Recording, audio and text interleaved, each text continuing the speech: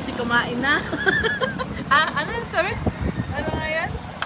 And good afternoon mga ka-Virgin. Nandito kami ngayon sa Rizal Street sa Gotong Bulalo, Kuya Jay.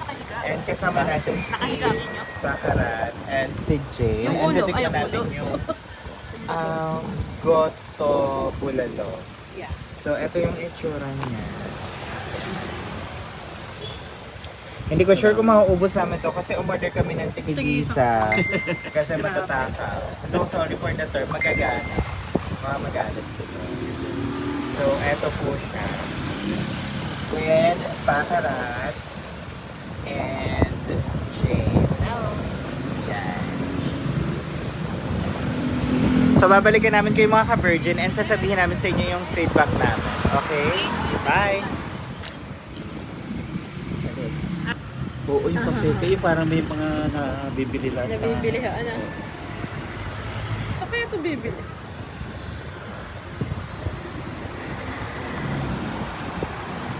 Patis. Saan ito yung ginagamit namin? Wow, ang Ay, laki. ang ganda. Oo, Ang ganda ng kanya. Virgin. Sa akin hindi ganun. Sabi ganun eh. Yan, Ay, this sorry, is yan. how it looks Di mo yung sa like. akin, no? Hindi ganun. Nakabukod yung ano. Ito. Parang nakain. Malaman yung inyo, yung akin hindi. Boo. Parang lang ang laman yung sa akin, no? Ang ganda na kay Red. Sa bakit, hindi nakakain kanin mo. Itlog.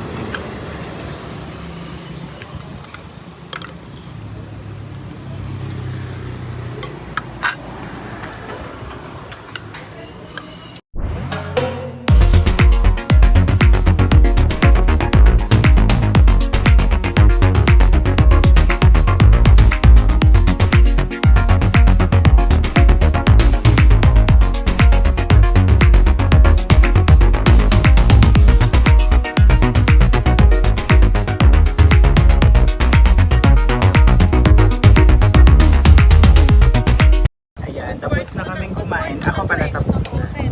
So, nakadalawa akong kanin. Jay, nakailan kang kanin? Wala. Wow. Hilary, ilang kanin? Dalawa din.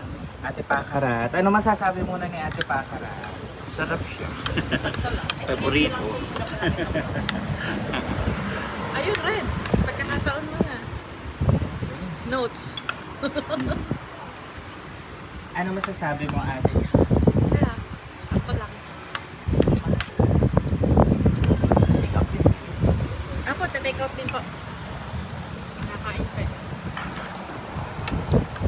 Di ba maganda magsulat? Ikaw na lang? Masarap siya. Kaso nga lang kasi. Oh. Kaso nga lang kasi sobrang dami.